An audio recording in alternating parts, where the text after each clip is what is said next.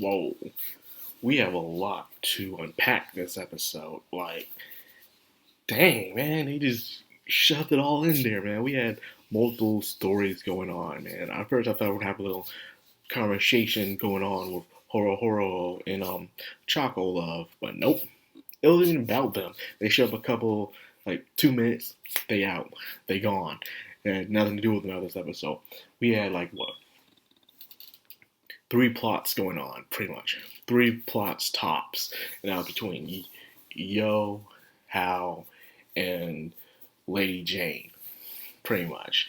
And I think I'm going to go with Lady Jane's first.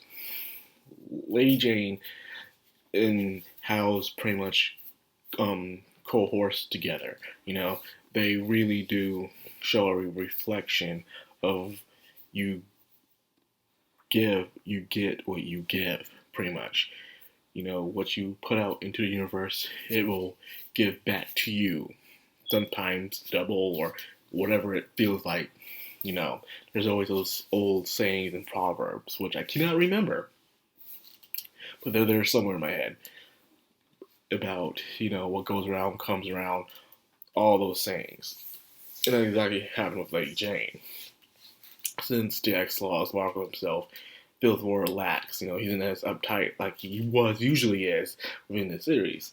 But now he's more, gentle. He's trying to be more understanding. Even Lady Jane is out in public. She's no longer in her Iron Maiden coffin.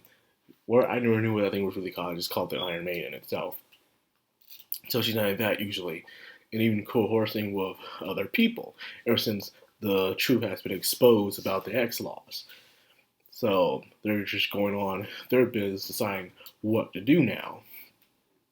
That being said, she even herself was talking about people that she recently killed was the three guys from Team Nile, which ironically, the leader had a little brother who looks just like him, but his nose is a bit shorter.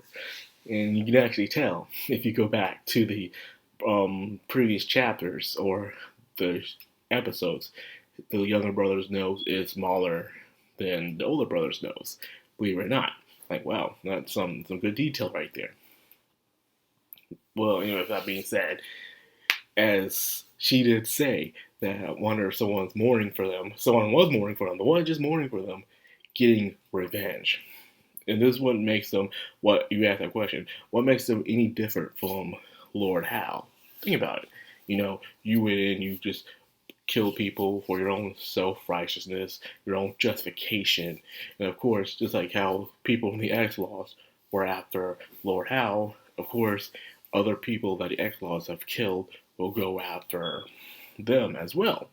What do they expect? Like people are just going to run and cower. Some will be afraid at first, and some will eventually turn that fear into anger, into hatred, into wanting some sort of vengeance upon them, which is happening right now.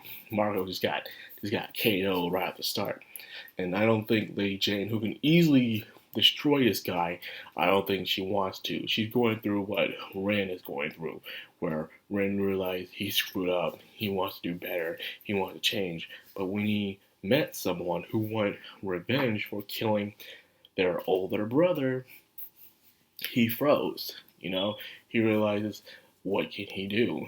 Maybe he deserves to be killed. Maybe he deserves to get this shot through the chest. And which pretty much happened. The question is, the same thing's going to happen to Lady Jane, because this dude is not letting up. He wants to get his revenge.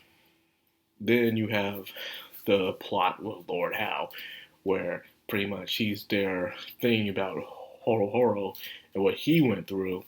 And then at the same time, he's remembering that, that there's still that kind of pain in this world. So what are the pain Horo went through, Lord Hal went through as well. And it caused him to think about his mother and did something that he didn't want no one seeing. Lord Hal, despite being, very a stoic person, he also seems to be a person of power and pride as well. He doesn't want anyone seeing his weakness, pretty much. And when those three X-Laws, well, one of them saw him crying, he's like, okay, you guys can't be here no more. You guys saw something you shouldn't have seen. So he immediately set two of them ablaze. But of course, I did like the scene where they use the angel Raphael to do a satellite blast, which was freaking amazing. By the way, I remember when I first read that, like, oh snap! I was thinking, I knew it wasn't going to fully defeat him, but I thought he would take some damage from this powerful laser beam that was coming straight from the heavens. But instead, he just walked off like he usually does. And he was telling about how he traveled around the world, and one thing he learned is that human beings love violence. Whether it's violence for peace or violence for domination, for land, money, whatever it may be, people will find an excuse to have violence because of that. He saw it in their nature.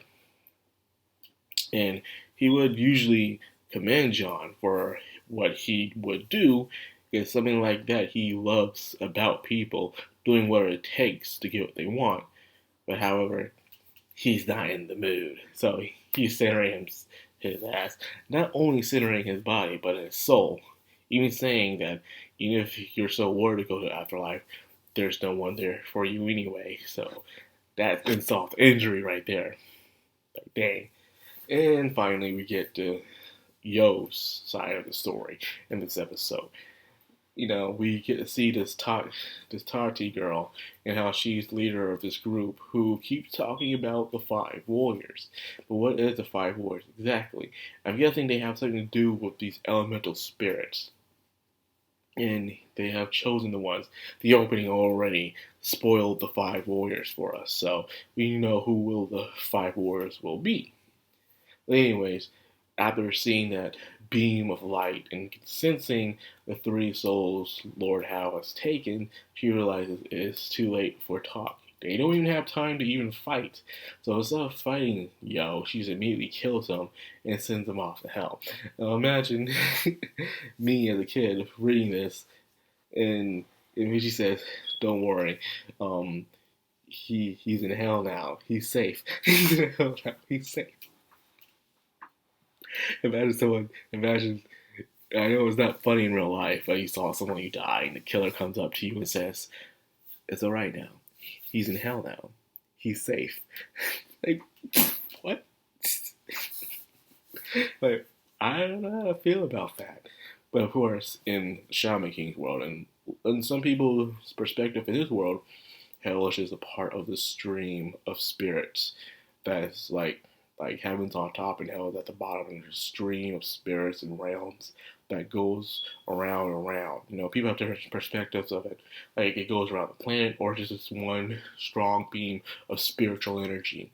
There's multiple interpretations about it, and a lot of people, of course, argue about which one is correct. So he's finally there, and he meets Anna's Oni, and the Oni is come at peace. He's saying how this world that he's in, the realm, is that is not meant for the weak, and even he sees himself as weak. And he even said how he was saved, and now he serves these Buddhist people. Now Yo has to go for the first gate, and he has to fight the ancestor that killed Lord Howe when Lord Howe was a patch, and even discovering the laws of the spirit world. Pretty much, if you think it, you can materialize it, and you can use it for you. And then Yo uses his new oversoul, the White Swan. So there goes that. Yeah, so like I said, a lot happened in this episode. Like, they just packed it, man. Like, whoa, like, slow down there. This is all too much for me, but I welcome it nonetheless.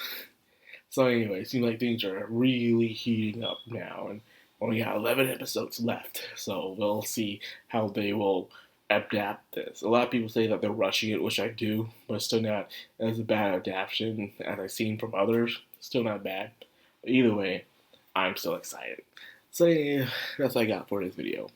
I hope you guys enjoyed it. If you did, like, comment, subscribe, and of course, hit that bell icon. This has been the Madcrownxox, signing out.